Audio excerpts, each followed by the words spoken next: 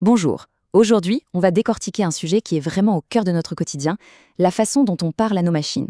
C'est une conversation qu'on a tous les jours. Et croyez-moi, elle est sur le point de devenir beaucoup plus intéressante. On n'y pense pas toujours, mais on appuie sur un bouton, on parle à un assistant, on fait un geste devant un écran. Que se passe-t-il vraiment de l'autre côté? Comment une machine arrive-t-elle à interpréter une intention humaine? C'est la question fondamentale et on va essayer d'y voir plus clair ensemble. Eh bien, tout ça, ça porte un nom, l'interface homme-machine ou IHM. Il faut voir ça comme une sorte de traducteur universel. C'est ce qui permet à deux mondes qui n'ont rien à voir, nous et le monde digital, de pouvoir travailler ensemble. C'est vraiment le pont entre une pensée et une action numérique.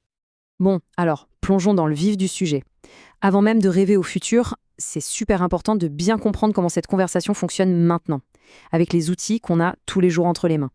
Pensez-y une seconde. Du smartphone dans la poche, à la voiture, en passant par la console de jeu, ce dialogue est absolument partout. Et le truc génial avec les interfaces modernes, c'est qu'elles ont réussi à rendre toute cette complexité complètement invisible. En fait, la meilleure interface, c'est celle qu'on ne remarque même plus. En gros, nos façons de communiquer avec les machines se rangent dans trois grandes familles. D'abord, il y a les interfaces graphiques, le grand classique avec les icônes et les fenêtres sur lesquelles on clique. Ensuite, bien sûr, les interfaces vocales, quand on demande l'heure à Siri ou Alexa. Et enfin, les interfaces gestuelles, qui transforment nos mouvements en commandes, par exemple dans les jeux vidéo ou pour piloter des robots. Et c'est là précisément que tout est en train de basculer. On passe d'une interaction qui est juste intuitive à quelque chose de bien plus fort. Le futur, ce n'est pas une petite amélioration, c'est un vrai saut vers des expériences qui seront à la fois immersives et vraiment intelligentes. Allez, passons à la partie la plus excitante. Comment est-ce que cette conversation va évoluer? Quelles sont les technologies qui sont en train de complètement redéfinir notre relation avec les machines? Il y a 4 piliers qui portent ce changement. D'abord, l'intelligence artificielle, qui permet d'anticiper nos besoins. Ensuite, la réalité augmentée et la réalité virtuelle, qui nous plongent littéralement dans des mondes numériques. Il y a aussi la biométrie pour s'identifier sans le moindre effort. Et enfin, l'Internet des objets, l'idée de connecter tout notre quotidien, de la montre au frigo, dans un immense réseau intelligent. Cette phrase, elle résume parfaitement toute l'ambition.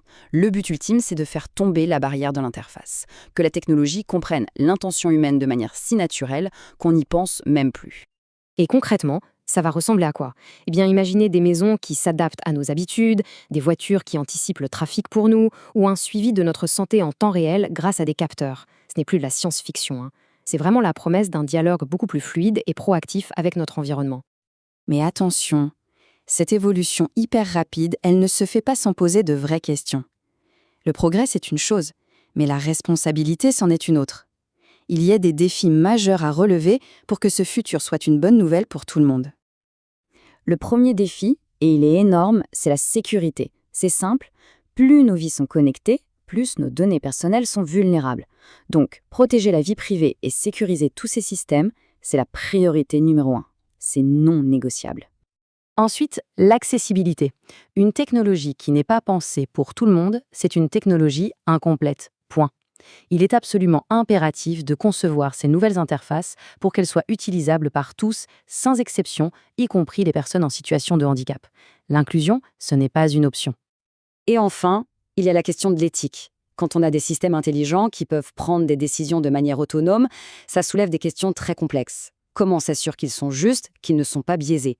C'est un vrai dialogue de société qu'on doit avoir sur la responsabilité qui vient avec l'innovation. On arrive au bout de cette exploration. On a vu d'où l'on vient, où on en est aujourd'hui, et surtout, on a aperçu le potentiel assez incroyable de ce qui nous attend. S'il y a une chose à retenir, c'est que ce dialogue est en perpétuelle évolution. La frontière entre l'humain et la machine devient de plus en plus floue, et le langage qu'on utilise, lui, devient de plus en plus riche, subtil et puissant. Alors, pour conclure, une dernière réflexion. Demain, la technologie sera à l'écoute de nos moindres intentions. La vraie question, ce n'est donc plus de savoir comment on va lui parler, mais plutôt ce qu'on va choisir de lui dire. Quelles valeurs, quelles ambitions, quelles priorités est-ce qu'on va programmer dans ce dialogue?